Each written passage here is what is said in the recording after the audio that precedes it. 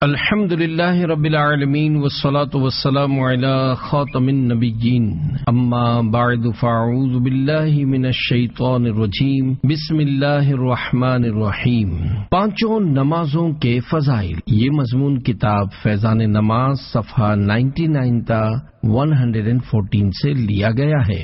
دعائے عطار یا رب المصطفیٰ، جو کوئی 17 صفحات کا رسالہ پانچوں نمازوں کے فضائل پڑھ یا سن لے، اسے مسجد کی پہلی صف میں پانچوں نمازیں با جماعت ادا کرنے کی توفیق عطا فرما اور اس کی بے حساب مغفرت فرما، آمین بجاہ خاتم النبیین صلی اللہ علیہ وآلہ وسلم۔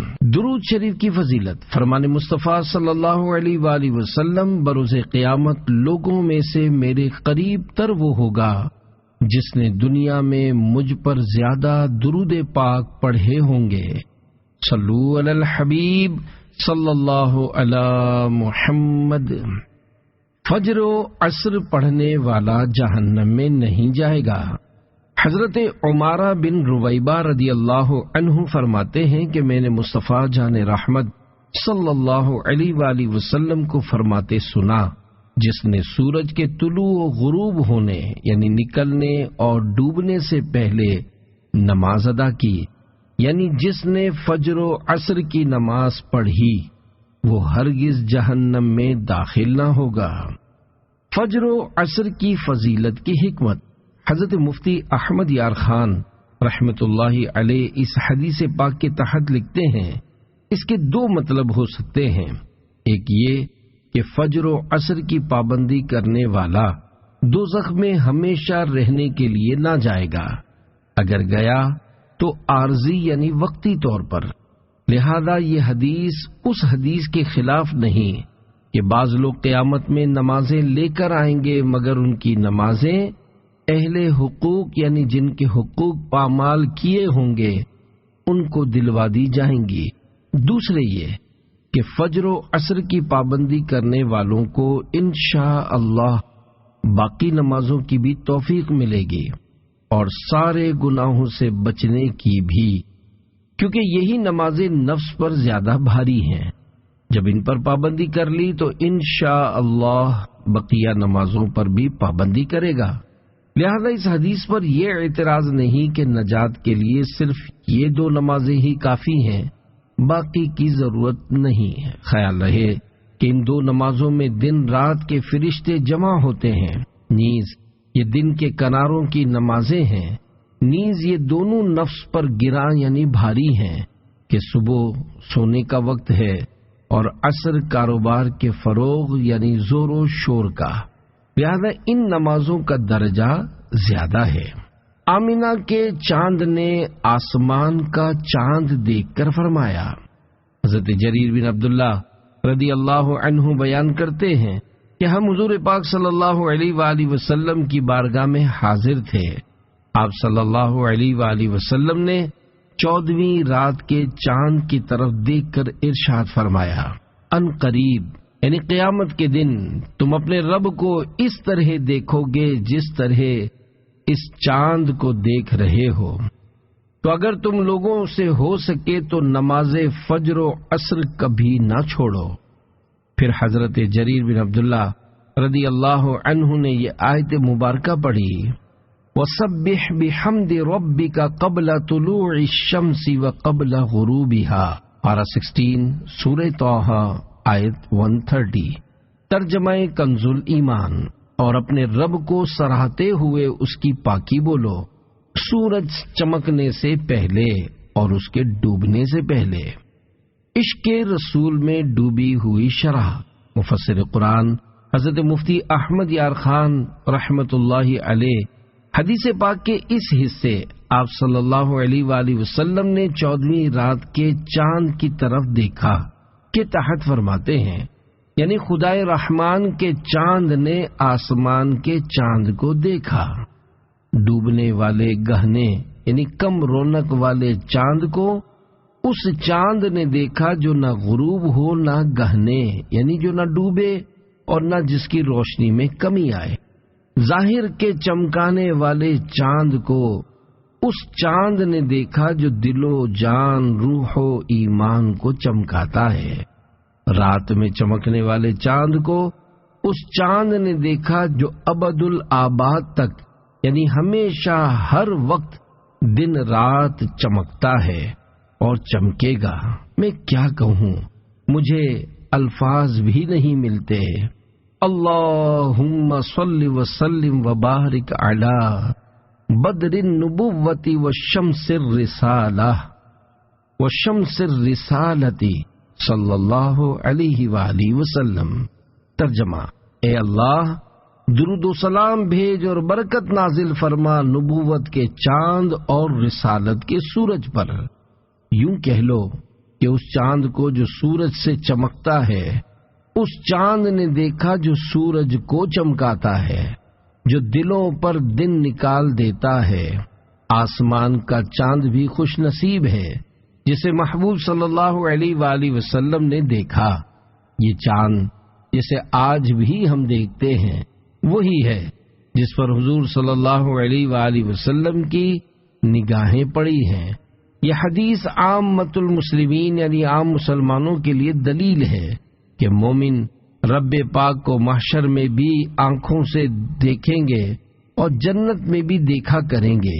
خیال رہے کہ جنت کی ساری نعمتیں نیک اعمال کا عوض یعنی بدلہ ہوں گی، خواہ اپنے اعمال کا، خواہ اس کے اعمال کا جس کے طفیل جنت میں گیا، مگر دیدار الہی کسی عمل کا عوض یعنی بدلہ نہ ہوگا۔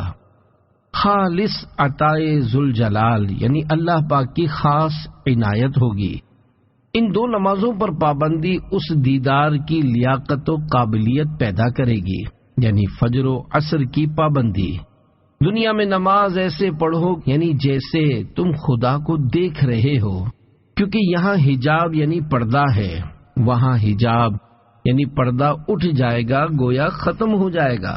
اسے دیکھ کر اس سے کلام کرو گے۔ حدیث پاک میں موجود آیت کریمہ کے تحت فرماتے ہیں، اس فرمان عالی سے معلوم ہوا کہ اس آیت میں تسبیح و تحمید یعنی اللہ پاک کی پاکی اور تعریف بیان کرنے سے مراد نماز ہے، کیونکہ فجر و عصر کی نماز میں رات اور دن کے محافظ فرشتے جمع ہوتے ہیں۔ نیز فجر کی نماز سونے کی غفلت کا وقت ہے اور نماز عصر کاروبار، سیر و تفریح کی غفلت کا وقت۔ ان وجوہ یعنی ریزن سے ان نمازوں کی تاکید زیادہ ہے۔ رب پاک فرماتا ہے، ان قرآن الفجر کان مشہودا، پارہ 15 سورہ بنی اسرائیل آیت 78۔ ترجمہ کنز الایمان، بے شک صبح کے قرآن یعنی نماز میں فرشتے حاضر ہوتے ہیں۔ نماز عصر کے متعلق فرماتا ہے، حافظوا علی الصلوات والصلاۃ الوسطی، پارہ 2 سورہ بقرہ آیت 238۔ ترجمہ کنز الایمان، نگہبانی کرو سب نمازوں اور بیچ کی نماز کی۔ تیرا دل کو جلوے ماہ عرب درکار ہے، 14ویں کے چاند تیری چاندنی اچھی نہیں۔ الفاظ و معنی: تیرا دل، اندھیرے میں ڈوبا ہوا دل۔ ماہ عرب یعنی عرب کا چاند، مراد پیارے آقا صلی اللہ علیہ وآلہ وسلم۔ صلو علی الحبیب صلی اللہ علی محمد۔ پروردگار کا 100 بار دیدار۔ حضرت علامہ مولانا مفتی محمد امجد علی اعظمی رحمت اللہ علیہ ارشاد فرماتے ہیں، دنیا کی زندگی میں جاگتے میں اللہ پاک کا دیدار نبی صلی اللہ علیہ وآلہ وسلم کے لیے خاص ہے، اور آخرت میں ہر سنی مسلمان کے لیے ممکن بلکہ واقع رہا قلبی یعنی دل میں دیدار یا خواب میں، یہ دیگر انبیاء علیہ السلام بلکہ اولیاء کے لیے بھی حاصل ہے۔ ہمارے امام اعظم ابو حنیفہ رضی اللہ عنہ کو خواب میں 100 بار زیارت ہوئی۔ مزید فرماتے، اس یعنی اللہ پاک کا دیدار بلا کیف ہے، یعنی دیکھیں گے مگر یہ نہیں کہہ سکتے کہ کیسے دیکھیں گے۔ جس چیز کو دیکھتے ہیں اس سے کچھ فاصلہ، مسافت یعنی ڈسٹینس کا ہوتا ہے، نزدیک یا دور، وہ دیکھنے والے سے کسی جہت یعنی سمت یعنی ڈائریکشن میں ہوتی ہے، اوپر یا نیچے، داہنے یعنی رائٹ یا بائیں یعنی لیفٹ، آگے یا پیچھے۔ اس یعنی رب کریم کا دیکھنا ان سب باتوں سے پاک ہوگا۔ پھر رہا یہ کہ کیوں کر ہوگا، یہی تو کہا جاتا ہے کہ کیوں کر کو یہاں دخل نہیں، انشاءاللہ جب دیکھیں گے اس وقت بتا دیں گے۔ اس طرح کی سب باتوں کا خلاصہ یہ ہے کہ جہاں تک عقل پہنچتی ہے وہ خدا نہیں، اور جو خدا ہے اس تک عقل رسا یعنی پہنچتی نہیں، اور وقت دیدار نگاہ اس کا احاطہ یعنی گھیرا کرے، یہ محال یعنی ناممکن، امپاسبل ہے۔ باری شریف جلد اول صفحہ 160 پر ہے۔ جنتی جب جنت میں جائیں گے ہر ایک اپنے اعمال کی مقدار سے مرتبہ پائے گا، اور اس کے فضل کی حد نہیں۔ پھر انہیں دنیا کی ایک ہفتے کی مقدار کے بعد اجازت دی جائے گی کہ اپنے پروردگار کی زیارت کریں، اور عرش الہی ظاہر ہوگا، اور رب پاک جنت کے باغوں میں سے ایک باغ میں تجلی فرمائے گا، اور ان جنتیوں کے لیے ممبر بچھائے جائیں گے، نور کے ممبر، موتی کے ممبر، یاقوت کے ممبر، زبرجد کے ممبر، سونے کے ممبر، چاندی کے ممبر، اور ان جنتیوں میں کا ادنا یعنی چھوٹے درجے کا مشک و کافور کے ٹیلے پر بیٹھے گا، اور ان میں ادنا کوئی نہیں۔ اپنے گمان یعنی خیال میں کرسی والوں کو کچھ اپنے سے بڑھ کر نہ سمجھیں گے، اور خدا کا دیدار ایسا صاف ہوگا جیسے آفتاب یعنی سورج اور 14ویں رات کے چاند کو ہر ایک اپنی اپنی جگہ سے دیکھتا ہے، کہ ایک کا دیکھنا دوسرے کے لیے معنی یعنی رکاوٹ نہیں، اور اللہ کریم ہر ایک پر تجلی فرمائے گا۔ ان میں سے کسی کو فرمائے گا، اے فلاں بن فلاں، تجھے یاد ہے جس دن تو نے ایسا ایسا کیا تھا؟ دنیا کے بعد معاصی یعنی نافرمانیاں یاد دلائے گا۔ بندہ عرض کرے گا، تو اے رب کیا تو نے مجھے بخش نہ دیا؟ فرمائے گا، ہاں، میری مغفرت کی وسعت یعنی کشادگی پھیلاؤ ہی کی وجہ سے تو اس مرتبے کو پہنچا۔ جے میں ویکھا عملہ ولے، کچھ نہیں میرے پلے، جے میں ویکھا رحمت رب دی، بلے بلے بلے، یعنی جب میں اپنے اعمال کی طرف دیکھتا ہوں تو کچھ نہیں پاتا، اور جب اپنے رب کی رحمت کی طرف دیکھتا ہوں تو خوشی سے جھوم اٹھتا ہوں۔ نماز عصر کا ڈبل اجر۔ حضرت ابو بصرہ غفاری رضی اللہ عنہ سے روایت ہے کہ نور والے آقا صلی اللہ علیہ وآلہ وسلم نے فرمایا، یہ نماز یعنی نماز عصر تم سے پچھلے لوگوں پر پیش کی گئی تو انہوں نے اسے ضائع کر دیا، لہذا جو اسے پابندی سے ادا کرے گا اسے دگنا یعنی ڈبل اجر ملے گا۔ حضرت مفتی احمد یار خان رحمت اللہ علیہ اس حدیث پاک کے تحت لکھتے ہیں، یعنی پچھلی امتوں پر بھی نماز عصر فرض تھی مگر وہ اسے چھوڑ بیٹھے اور عذاب کے مستحق ہوئے، تم ان سے عبرت پکڑنا۔ دگنے اجر کی وجوہات کے مدنی پھول۔ پہلا اجر پچھلی امتوں کے لوگوں کی مخالفت کرتے ہوئے عصر کی نماز پر پابندی کی وجہ سے ملے گا، اور دوسرا اجر عصر کی نماز پڑھنے پر ملے گا جس طرح دیگر نمازوں کا ملتا ہے۔ پہلا اجر عبادت پر پابندی کی وجہ سے ملے گا، اور دوسرا اجر قناعت کرتے ہوئے خرید و فروخت چھوڑنے پر ملے گا، کیونکہ عصر کے وقت لوگ بازاروں میں کام کاج میں مصروف ہوتے ہیں۔ پہلا اجر عصر کی فضیلت کی وجہ سے ملے گا کیونکہ یہ صلاۃ وسطیٰ ہے یعنی درمیانی نماز ہے، اور دوسرا اجر اس کی پابندی سے کے سبب ملے گا۔ عمل ضبط ہو گیا۔ تابعی بزرگ حضرت ابو الملیح رحمت اللہ علیہ بیان کرتے ہیں، ایک ایسے روز کے بادل چھائے ہوئے تھے، ہم صحابی رسول حضرت بریدہ رضی اللہ عنہ کے ساتھ جہاد میں تھے۔ آپ نے فرمایا، نماز عصر میں جلدی کرو، کیونکہ سرکار دو عالم صلی اللہ علیہ وآلہ وسلم نے ارشاد فرمایا ہے کہ جس نے نماز عصر چھوڑ دی اس کا عمل ضبط ہو گیا۔ نماز عصر چھوڑنے کے عادی پر اندیشہ کفر حضرت مفتی احمد یار خان رحمت اللہ علیہ اس حدیث پاک کے تحت لکھتے ہیں، غالباً عمل سے مراد وہ دنیاوی کام ہے جس کی وجہ سے اس نے نماز عصر چھوڑی، اور ضبطی سے مراد اس کام کی برکت کا ختم ہونا ہے۔ یا یہ مطلب کہ جو عصر چھوڑنے کا عادی ہو جائے اس کے لیے اندیشہ یعنی خطرہ ہے کہ وہ کافر ہو کر مرے، جس سے اعمال ضبط یعنی برباد ہو جائے۔ البتہ اس کا مطلب یہ نہیں کہ عصر چھوڑنا کفر و ارتداد ہے۔ خیال رہے کہ نماز عصر کو قرآن کریم نے بیچ کی نماز فرما کر اس کی بہت تاکید فرمائی، نیز اس وقت رات و دن کے فرشتوں کا اجتماع یعنی جمع ہونا ہوتا ہے، اور یہ وقت لوگوں کی سیر و تفریح، تجارتوں کے فروغ یعنی بڑھنے اور مصروفیت کا وقت ہے۔ اس لیے اکثر لوگ عصر میں سستی کر جاتے ہیں۔ ان وجوہ یعنی ریزن سے قرآن شریف نے بھی عصر کی بہت تاکید فرمائی اور حدیث شریف نے بھی۔ 40 منٹ پہلے تیاری۔ حکایت، عارف باللہ ابو العباس حریسی رحمت اللہ علیہ نماز عصر کی تیاری اس وقت سے شروع کر دیتے جب ظہر کا وقت ختم ہونے میں 40 منٹ باقی ہوتے۔ آپ کی تیاری کا طریقہ یہ ہوتا کہ نگاہیں جھکائے مراقبے میں مشغول ہو جاتے اور وسوسوں سے استغفار کرتے رہتے، اور ایسا اس لیے کرتے تاکہ آپ پر عصر کا وقت اس حالت میں آئے کہ بارگاہ الہی میں حاضری سے آپ کے سامنے کوئی رکاوٹ نہ ہو۔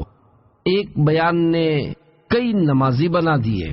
پیارے پیارے اسلامی بھائیوں، نمازوں کی اہمیت اپنے دلوں میں اجاگر کرنے، ہر نماز اہتمام کے ساتھ اپنے وقت کے اندر باجماعت پڑھنے اور دوسروں کو نماز کے لیے تیار کرنے کی سوچ بنانے کے لیے دعوت اسلامی کے دینی ماحول سے منسلک رہیے۔ آئیے نمازی بننے بنانے کے متعلق ایک مزے بہار سنتے ہیں۔ وزیر آباد پنجاب کے اسلامی بھائی اس وقت اسکول کے طالب علم تھے۔ کسی مبلغ دعوت اسلامی نے مکتبۃ المدینہ سے جاری ہونے والے بیان کا کیسٹ بے نمازی کی سزائیں پیش کیا۔ ان کے بقول گھر میں والد صاحب کے علاوہ کوئی نماز نہیں پڑھتا تھا۔ بہرحال انہوں نے وہ کیسٹ گھر میں چلا دیا۔ والد صاحب نے بھی وہ بیان سنا اور گھر والوں کو بار بار اس بیان کو سننے کی ترغیب دی۔ اس بیان کی برکت سے اس اسلامی بھائی کے گھر والے نمازی بن گئے، غوث پاک رحمت اللہ علیہ کے مرید بھی بنے۔ پھر ایک وقت وہ آیا کہ الحمدللہ ان کے گھر میں اسلامی بہنوں کا ہفتہ وار سنتوں بھرا اجتماع بھی ہونے لگا۔ ان کے بھائی دعوت اسلامی کے نعت خواں بھی بنے اور جامعۃ المدینہ میں درس نظامی کے طالب علم بھی، جبکہ ان کے 2 چچا زاد بھائی دعوت اسلامی کے مدرسۃ المدینہ میں حفظ قرآن کی سعادت پانے لگے۔ یقیناً مقدر کا وہ ہے سکندر جسے خیر سے مل گیا مدنی ماحول۔ صلو علی الحبیب صلی اللہ علی محمد۔ اہل و عیال اور مال برباد ہو گئے۔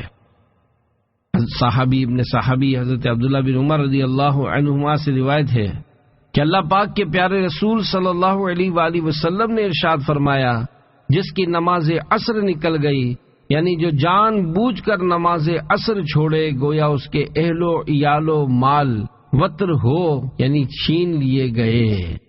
وطر کا مطلب حضرت علامہ محمد ابو سلیمان خطابی شافعی رحمت اللہ تعالی علیہ فرماتے ہیں، وطر کا معنی ہے نقصان ہونا یا چھن جانا۔ پس جس کے بال بچے اور مال چھن گئے یا اس کے نقصان ہو گیا، گویا وہ اکیلا رہ گیا۔ لہذا نماز کے فوت ہونے سے انسان کو اس طرح ڈرنا چاہیے جس طرح وہ اپنے گھر کے افراد اور مال و دولت کے جانے یعنی برباد ہونے سے ڈرتا ہے۔ میت کو قبر میں سورج ڈوبتا ہوا معلوم ہوتا ہے۔ حضرت جابر بن عبداللہ رضی اللہ عنہ سے روایت ہے کہ رحمت عالم صلی اللہ علیہ وآلہ وسلم کا فرمان معظم ہے، جب مرنے والا قبر میں داخل ہوتا ہے تو اسے سورج ڈوبتا ہوا معلوم ہوتا ہے، تو وہ آنکھیں ملتا ہوا بیٹھتا ہے اور کہتا ہے، مجھے چھوڑو میں نماز پڑھ لوں۔ اے فرشتو، سوالات بعد میں کرنا۔ حکیم الامت حضرت مفتی احمد یار خان رحمت اللہ علیہ حدیث پاک کے اس حصے سورج ڈوبتا ہوا معلوم ہوتا ہے کہ تحت فرماتے ہیں یہ احساس منکر نکیر کے جگانے پر ہوتا ہے، خواہ دفن کسی وقت ہو، چونکہ نماز عصر کی زیادہ تاکید ہے اور آفتاب یعنی سورج کا ڈوبنا اس کا وقت جاتے رہنے کی دلیل ہے، اس لیے یہ وقت دکھایا جاتا ہے۔ حدیث کے اس حصے مجھے چھوڑو میں نماز پڑھ لوں کے تحت لکھتے ہیں، یعنی اے فرشتوں سوالات بعد میں کرنا، عصر کا وقت جا رہا ہے، مجھے نماز پڑھ لینے دو۔ یہ وہی کہے گا جو دنیا میں نماز عصر کا پابند تھا، اللہ نصیب کرے۔ اس لیے رب فرماتا ہے حافظوا علی الصلوات والصلاۃ الوسطی، پارہ 2 سورہ بقرہ آیت 238، ترجمہ کنز ایمان۔ نگہبانی یعنی حفاظت کرو سب نمازوں اور بیچ کی نماز کی، یعنی تمام نمازوں کی، خصوصاً عصر کی بہت نگہبانی یعنی حفاظت کرو۔ صوفیہ فرماتے ہیں جیسے جیو گے ویسے ہی مرو گے اور جیسے مرو گے ویسے ہی اٹھو گے۔ خیال رہے کہ مومن کو اس وقت ایسا معلوم ہوگا جیسے میں سو کر اٹھا ہوں، نزا وغیرہ سب بھول جائے گا۔ ممکن ہے کہ اس عرض یعنی مجھے چھوڑ دو میں نماز پڑھ لوں پر سوال جواب ہی نہ ہو، اور ہوں تو نہایت آسان، کیونکہ اس کی یہ گفتگو تمام سوالوں کا جواب ہو چکی۔ کیا پوچھتے ہو مجھ سے نکیرین لحد میں، لو دیکھ لو دل چیر کے ارمان محمد صلی اللہ علیہ وآلہ وسلم۔ تقسیم رزق کے اوقات۔ حضرت امام شعرانی رحمۃ اللہ علیہ کہتے ہیں میں نے سیدی علی خواص کو یہ فرماتے ہوئے سنا کہ مادی یعنی محسوس ہونے والا رزق جو کہ ہمارے جسموں کی غذا ہوتا ہے، طلوع فجر سے یعنی جب فجر کی نماز کا وقت شروع ہوتا ہے سے لے کر سورج ایک نیزہ نکل کر بلند ہونے تک، یعنی طلوع آفتاب کے 20 منٹ کے بعد تک اللہ پاک تقسیم فرماتا ہے۔ اور روح کی غذا یعنی مانوی رزق جو کہ دکھائی نہیں دیتا، یعنی دل و دماغ کا سکون جس پر مبنی ہوتا ہے، عصر کی نماز کے بعد سے غروب آفتاب تک تقسیم فرماتا ہے۔ روایت کا مقصد یہ ہے کہ ان اوقات کو غفلت میں نہ گزارو بلکہ ذکر و عبادت میں بسر کرو۔ منافقت کی ایک علامت۔ خادم نبی حضرت انس بن مالک رضی اللہ عنہ بیان کرتے ہیں کہ میں نے سرور کائنات صلی اللہ علیہ وآلہ وسلم کو فرماتے سنا کہ یہ منافق کی نماز ہے کہ بیٹھا ہوا سورج کا انتظار کرتا رہے حتیٰ کہ جب سورج شیطان کے 2 سینگوں کے بیچ آ جائے یعنی غروب ہونے کے قریب ہو جائے تو کھڑا ہو کر 4 چونچے مارے کہ ان میں اللہ کا تھوڑا ہی ذکر ہے۔ اس حدیث سے 3 مسئلے معلوم ہوئے۔ مفسر قرآن حضرت مفتی احمد یار خان رحمۃ اللہ تعالی علیہ اس حدیث باقی شرح میں لکھتے ہیں اس حدیث سے 3 مسئلے معلوم ہوئے۔ ایک یہ کہ دنیاوی کاروبار میں پھنس کر نماز عصر دیر سے یعنی مکروہ وقت میں پڑھنا منافقوں کی علامت یعنی نشانی ہے۔ دوسرے یہ کہ غروب سے 20 منٹ پہلے کراہت کا یعنی مکروہ تحریمی وقت ہے، وقت مستحب میں عصر پڑھنا چاہیے۔ تیسرا یہ کہ رکوع و سجدہ بہت اطمینان سے کرنا چاہیے۔ حضور صلی اللہ علیہ وآلہ وسلم نے جلد باز نمازی کے سجدے کو مرغ کی چونچ مارنے سے تشبیہ دی، جو وہ دانہ چگتے وقت زمین پر جلدی جلدی مارتا ہے۔ عصر کے بعد نہ سوئیں۔ رسول اللہ صلی اللہ علیہ وآلہ وسلم نے فرمایا جو شخص عصر کے بعد سوئے اور اس کی عقل جاتی رہے تو وہ اپنے آپ کو ہی ملامت کرے۔ نمازوں کے اندر خشوع اے خدا دے، پے غوث اچھا نمازی بنا دے۔ سنت کے 3 حروف کی نسبت سے سنت عصر کے متعلق 3 فرامین مصطفیٰ صلی اللہ علیہ وآلہ وسلم۔ نمبر 1، اللہ پاک اس شخص پر رحم کرے جس نے عصر سے پہلے 4 رکعتیں پڑھیں۔ نمبر 2، جو عصر سے پہلے 4 رکعتیں پڑھے اللہ پاک اس کے بدن کو آگ پر حرام فرما دے گا۔ نمبر 3، جو عصر سے پہلے 4 رکعتیں پڑھے اسے آگ نہ چھوئے گی۔ عصر کی سنتوں کے بارے میں مدنی پھول۔ عصر کے فرضوں سے پہلے 4 رکعتیں پڑھنا سنت غیر مؤکدہ ہے۔ اس میں اور عشاء کے فرضوں سے پہلے کی 4 سنتوں میں پہلی اور تیسری رکعت کے شروع میں ثنا، اعوذ اور بسم اللہ پڑھیے۔ دوسری اور چوتھی رکعت کے بعد قعدہ فرض ہے۔ دونوں قعدوں میں التحیات کے بعد درود ابراہیم اور دعا بھی پڑھیے۔ 4 غیر مؤکدہ سنتیں شروع کرنے کے بعد جماعت کھڑی ہو جانے کی صورت میں 2 رکعتوں پر سلام پھیر کر جماعت میں شامل ہو جائیے، مگر ظہر و جمعہ کی سنت قبلیہ یعنی فرضوں سے پہلے پڑھی جانے والی 4 سنتوں میں 4 رکعت پوری کر لیجئے۔ اس مسئلے کی تفصیلی معلومات فتاوی رضویہ جلد 8 صفحہ 129 تا 136 پر دیکھی جا سکتی ہے۔ مغرب کی نماز کے فضائل، مقبول حج و عمرہ کا ثواب۔ خادم نبی حضرت انس رضی اللہ عنہ سے روایت ہے کہ سرکار مدینہ صلی اللہ علیہ وآلہ وسلم کا فرمان عالی شان ہے، جس نے مغرب کی نماز جماعت کے ساتھ ادا کی، اس کے لیے مقبول حج و عمرہ کا ثواب لکھا جائے گا، اور وہ ایسا ہے گویا جیسے اس نے شب قدر میں قیام کیا۔ مغرب کے فرضوں کے بعد 6 رکعتیں۔ 2 فرامین مصطفیٰ صلی اللہ علیہ وآلہ وسلم۔ نمبر 1، جو شخص مغرب کے بعد 6 رکعتیں پڑھے اور ان کے درمیان کوئی بری بات نہ کہے تو 12 برس کی عبادت کے ثواب کے برابر کی جائیں گی۔ نمبر 2، جو مغرب کے بعد 6 رکعتیں پڑھے اس کے گناہ بخش دیے جائیں گے اگرچہ سمندر کے جھاگ برابر ہوں۔ نماز اوابین کا طریقہ، مغرب کی 3 رکعت فرض پڑھنے کے بعد 6 رکعت ایک ہی سلام سے پڑھیے، ہر 2 رکعت پر قعدہ کیجیے اور اس میں التحیات، درود ابراہیم اور دعا پڑھیے۔ پہلی، تیسری اور 5ویں رکعت کی ابتدا میں ثنا، تعوذ اور تسمیہ یعنی اعوذ اور بسم اللہ بھی پڑھیے۔ 6ٹھی رکعت کے قعدے کے بعد سلام پھیر دیجیے۔ پہلی 2 رکعتیں سنت مؤکدہ ہوئیں اور باقی 4 نوافل۔ یہ ہے اوابین یعنی توبہ کرنے والوں کی نماز۔ چاہیں تو 2 رکعت کر کے بھی پڑھ سکتے ہیں۔ بارِ شریعت جلد اول صفحہ 666 پر ہے۔ بعد مغرب 6 رکعتیں مستحب ہیں، ان کو صلاۃ الاوابین کہتے ہیں۔ خواہ یعنی چاہیں تو 1 سلام سے سب پڑھے یا 2 سلام سے یا 3 سے اور 3 سلام سے، یعنی ہر 2 رکعت پر سلام پھیرنا افضل ہے۔ صلو علی الحبیب صلی اللہ علی محمد۔ مغرب و عشاء کے درمیان عبادت کا ثواب۔ حضرت عمر بن ابو خلیفہ رحمت اللہ علیہ بیان کرتے ہیں، ہم نے حضرت عطا خراسانی رحمت اللہ علیہ کے ساتھ نماز مغرب ادا کی۔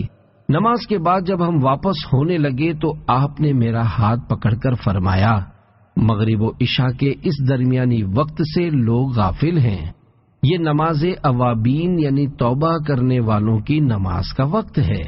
جس نے اس دوران نماز کی حالت میں قرآن کریم کی تلاوت کی گویا وہ جنت کی کیاری میں ہے۔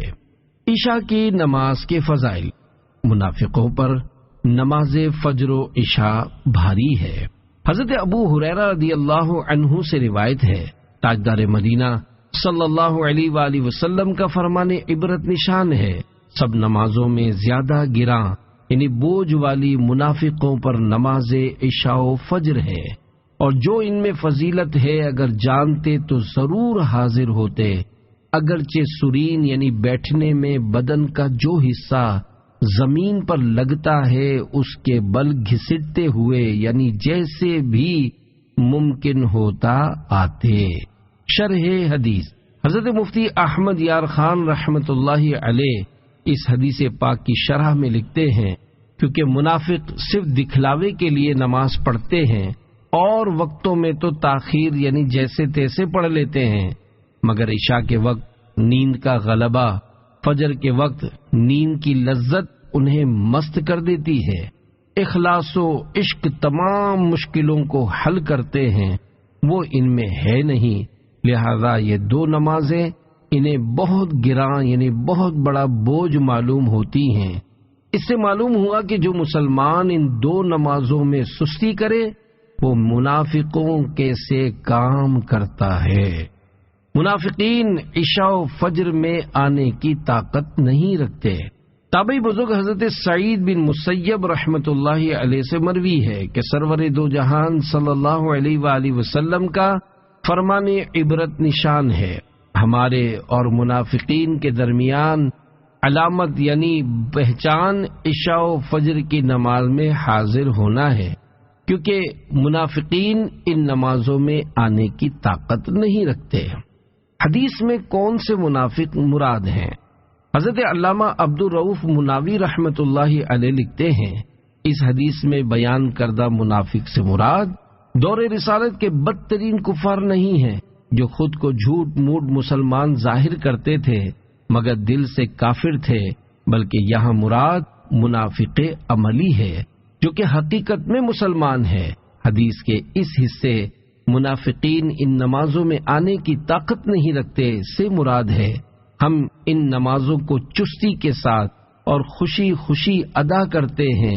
ہمیں ان دونوں نمازوں کو باجماعت ادا کرنے کے لیے مسجد آنے میں کوئی مشقت نہیں ہوتی، جبکہ منافقین پر یہ نمازیں بھاری ہیں، اس لیے وہ انہیں بشاشت یعنی خوشی اور چستی کے ساتھ ادا کرنے کی طاقت نہیں رکھتے۔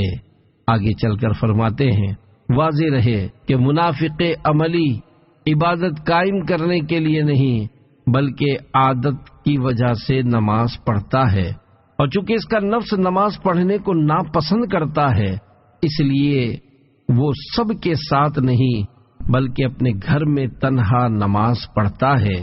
آگے مزید تحریر کرتے ہیں، بعض عارفین یعنی اللہ پاک کی پہچان رکھنے والوں کا قول ہے، نماز فجر با جماعت پابندی سے پڑھنے سے دنیا کے مشکل کام آسان ہو جاتے ہیں۔ نماز عصر و عشاء میں جماعت کی پابندی سے زہد پیدا ہوتا یعنی دنیا سے بے رغبتی نصیب ہوتی ہے، خواہشات کی پیروی سے نفس باز رہتا ہے۔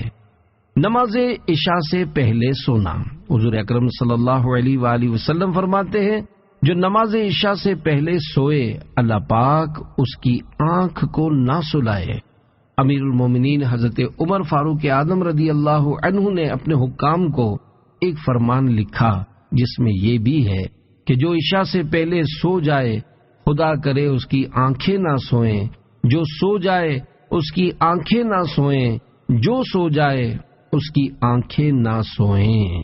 سیدنا فاروق اعظم رضی اللہ عنہ کے فرمان کے متعلق مفتی احمد یار خان رحمت اللہ علیہ لکھتے ہیں، جناب فاروق اعظم رضی اللہ عنہ کی یہ دعائے ضرر اظہار غضب یعنی ناراضی ظاہر کرنے کے لیے ہے۔ خیال رہے کہ نماز عشاء سے پہلے سو جانا اور عشاء کے بعد بلا ضرورت جاگتے رہنا، یہ دونوں ہی کام سنت کے خلاف اور نبی صلی اللہ علیہ وآلہ وسلم کو ناپسند ہے، لیکن نماز سے پہلے سو کر نماز ہی نہ پڑھنا اور ایسے ہی عشاء کے بعد جاگ کر فجر قضا کر دینا حرام ہے، کیونکہ حرام کا ذریعہ بھی حرام ہوتا ہے۔ عشاء سے قبل سونا مکروہ ہے، باہر شریعت میں ہے۔ دن کے ابتدائی حصے میں سونا یا مغرب و عشاء کے درمیان میں سونا مکروہ ہے۔ عشاء کے بعد گفتگو کرنے کی 3 صورتیں۔ نمبر 1، علمی گفتگو، کسی سے مسئلہ پوچھنا یا اس کا جواب دینا یا اس کی تحقیق و تفتیش کرنا، اس قسم کی گفتگو سونے سے افضل ہے۔ نمبر 2، جھوٹے قصے کہانی کہنا، مسخرہ پن اور ہنسی مذاق کی باتیں کرنا، یہ مکروہ ہے۔ نمبر 3، موانست کی بات چیت کرنا، جیسے میاں بیوی میں یا مہمان سے اس کے انس کے لیے کلام کرنا، یہ جائز ہے۔ اس قسم کی باتیں کرے تو آخر میں ذکر الہی میں مشغول ہو جائے اور تسبیح و استغفار پر کلام کا خاتمہ ہونا چاہیے۔ نمازوں کے ناموں کی وجہ، فجر کا معنی صبح ہے، چونکہ فجر کی نماز صبح کے وقت پڑھی جاتی ہے، اس لیے اس نماز کو فجر کی نماز کہا جاتا ہے۔ ظہر کا ایک معنی ہے ظہیرتا یعنی دوپہر، چونکہ یہ نماز دوپہر کے وقت پڑھی جاتی ہے اس لیے اسے ظہر کی نماز کہا جاتا ہے۔ عصر کا معنی دن کا آخری حصہ، چونکہ یہ نماز اسی وقت میں ادا کی جاتی ہے اس لیے اس نماز کو عصر کی نماز کہا جاتا ہے۔ مغرب کا معنی سورج غروب ہونے کا وقت ہے، کیونکہ مغرب کی نماز سورج کے غروب ہونے کے بعد ادا کی جاتی ہے اس لیے اس نماز کو مغرب کی نماز کہا جاتا ہے۔ عشاء کے لغوی معنی رات کی ابتدائی تاریکی کے ہیں، چونکہ یہ نماز اندھیرا ہو جانے کے بعد ادا کی جاتی ہے اس لیے اس نماز کو عشاء کی نماز کہا جاتا ہے۔ تو پانچوں نمازوں کا پابند کر دے، پے مصطفیٰ ہم کو جنت میں گھر دے، صلو علی الحبیب صلی اللہ علی محمد۔